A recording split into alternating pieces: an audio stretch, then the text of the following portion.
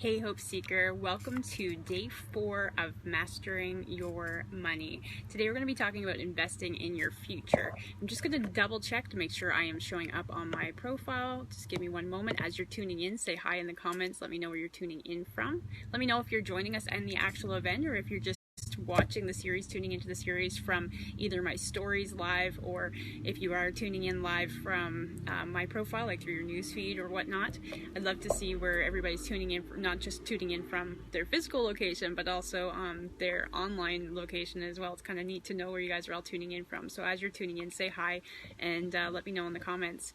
So guys, first off, investing in your future.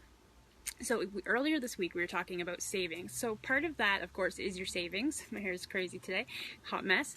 Part of the investing in your future, of course, is your savings. And so, of course, you want to already have that emergency funds put into place that we talked about, as well as, of course, saving for, rainy days and saving for those specific types of purchases. But investing in your future goes well beyond that. And so if you're not already doing that, now's the time to start planning for that. You're never too old or too young to begin that. So I just encourage you, it's one of those things you don't want to put off. So the sooner the better, for sure. Even young people, even if you are, crazy wind too, even if you are just in youth, like in college or in high school, you can begin as well. So the earlier the better. Oh my goodness, sorry guys. So first off, we're going to talk about RRSPs, retirement savings plans, okay? If you don't currently have one, I highly encourage you to look into this as a possible option for you. One of those things is, again, you want to start them as soon as possible, and the amount that you invest depends on a couple of different things. One, whether or not you started saving right away, or whether you started saving later on. Oh my goodness. And this also, of course, is when you're with the RRSP, it's looking long term. How much money are you going to need when it comes time for you to retire? How many years have you left yourself to invest into this type of fund? And what kind of life are you going to be wanting to have when that time comes? Another couple of things that affect how much money you're going to need to invest in your RRSP, and again, you can talk to your financial advisor and they'll give you more information specifically to your needs. But another couple things is, if you are currently working, it also can help know how much your employer is going to be contributing, because that plays a factor as well. And of course, if in Canada, I don't think this is available in the States, but for Canadians, of course, the government has different options like old age security, Canada pension. These are things that you are options for you, and also the guaranteed income supplement, the GIS. So there's all different programs, and in Alberta there's even more for seniors here as well, just to ensure that you guys are getting at least the minimum amount of money that the government deems necessary to be able to survive. So those are other programs that you can tap into. Of course, you don't want to rely on those. I encourage you, regardless of whether you're in the States or Canada or any other country, because I know some of you tune in from around the world, I encourage you to look into what it is exactly that you're going to want to need, or you're going to need for that long-term haul. And speaking to a financial advisor can really, like I said, sit down with you, plan that out, figure out what your employer is putting in or how much they've already invested in you, and how much you're going to need depending on the type of life that you're going to be looking into. If you're self-employed, and if you may be thinking, okay, well, I don't have an employer, so they're not making contributions for me, so what do I do? So in cases where you're self-employed, you can contact your bank or an investment. There's different investment sites you can contact, but banks are definitely my top recommendation to speak to about setting up those types of contributions now, so that you're already contributing even on your own, and making those matching contributions to ensure that you have the right amount of money, again, that you're going to need for that retirement.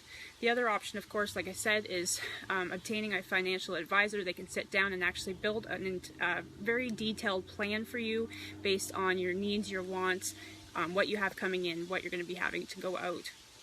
Another thing instead of, or in addition to, an RRSP, hey Crystal, that you may want to look into investing in is something called a TDF. Now, TDF is a target date fund. Target date funds, I don't believe, are available in Canada, but to the US they are for sure.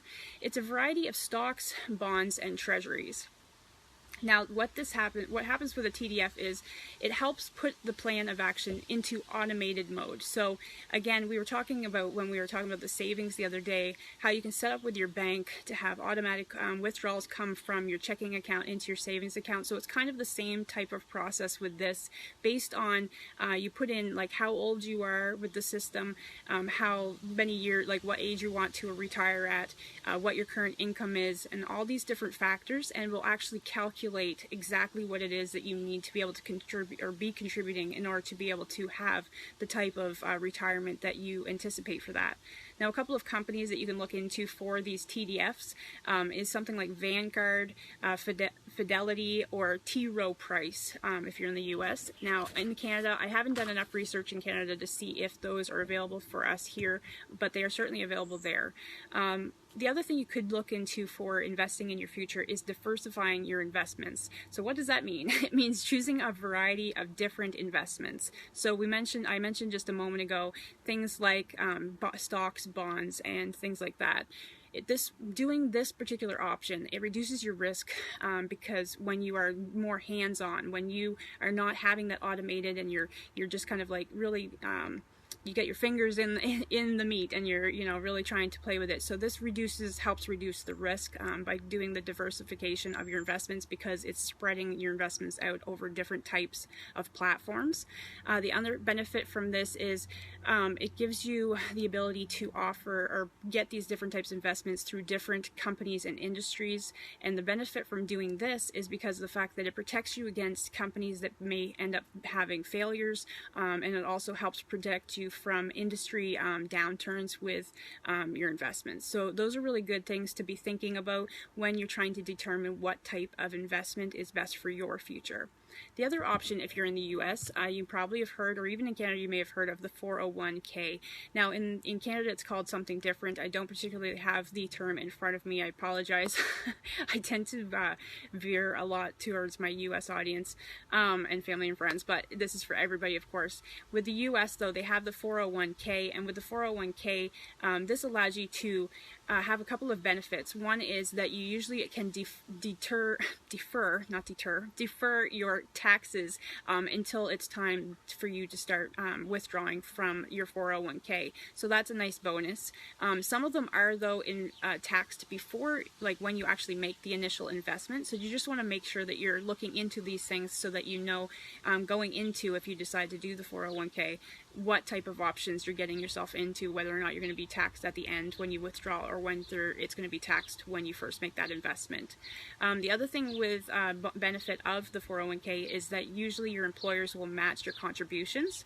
And one thing you want to think of and consider as well is that the amount that your employer is contributing and matching often is determined by your initial investment into the 401k. So by doing that, making that initial investment, it might be something that you want to save for a little bit before you make that initial investment. If that's the case, you can check with your employer to see if that does actually have a bearing as far as they're concerned on what type of contributions that they're making on your behalf. Because if maybe you only need to invest a couple of extra $1,000 that with that initial investment, and then that may really hike up the amount of contributions that they're willing to match going forward. So just keep that in mind. Have those conversations. It's always important, like I said, to have those conversations with your employer, with your financial advisor, whatever the case is, to really kind of feel more grounded, know all the ins and outs, so that you can make the decision confidently and more accurately for you and your family and your future. The last thing is, so when I take a look at my notes here, is investing in a Roth IRA. What is that? It's something that's offered by some employers. The thing with these is the taxes are definitely paid up front, so it's not paid at the end when you withdraw it. The benefit of doing this is because it's especially good, of course, for youth and people with low income, because they may not have the ability to take on that over time investment being decreased by the interest that's being sucked out of it and the taxes. So by doing that, paying the taxes up front when you make that initial investment, it can really benefit you by having that big pot of money at the end that doesn't shrink. So that's the different options that I wanted to provide with you guys today. So just to recap again, investing in your future, you may want to do the RRSPs, you may want to do the TDF, which is also known as the Target Date Fund. You may want to diversify your investments. I highly encourage you to diversify your investments through the different types, stocks, bonds, and things like that. And of course, when doing that, again, through a variety of companies and industries. If you're in the US, the 401k. If you're in Canada, I don't have the term, but I will drop it in the description of this video. And also on top of that, you may look into investing in a Roth IRA. So I hope this has been helpful. Let me know if some of these terms you're like, I have no idea, Amanda, this is the first time I've ever heard this. Let me know if you want more information, and I will certainly look into that, especially if you're here in Canada, because the fact that a lot of this information that I've just given you today, some of it is, hey Shalina, some of it is of course applying to both Canada and the US, but a lot of it is more specific to the States. So if you're in Canada and you want more information, or if you're in the States and you want more information, let me know, reach out to me, direct message me, and I will look into that for you. Otherwise, I do, like I said, encourage you to speak to or make an arrangement to have a financial advisor kind of in your back pocket, because investing in your future is really setting yourself up for success and for your family long term, and it's such a crucial piece that a lot of people kind of overlook. They think that they could put it off because, it's in the future, right? You don't need to focus on that right now. Yeah, thanks, Shalina. I hope you do catch the replay. But it's really important, guys, that if you haven't already started investing in your future, regardless of the amount of debt that you have, it's still crucial to start today, and I highly encourage you to do that. So hopefully these different options that I've suggested today kind of gives you something to think about, some more things to look into, and kind of get that ball rolling for yourself and for your family. So thank you so much for joining me today. Thanks, Shalina. I hope you enjoy the replay, and if you guys are catching the replay, let me know in the comments. Thanks so much, guys, and we'll see you guys tomorrow again at 1 p.m. Mountain Standard Time, 3 p.m. Eastern Standard Time. Take care, guys.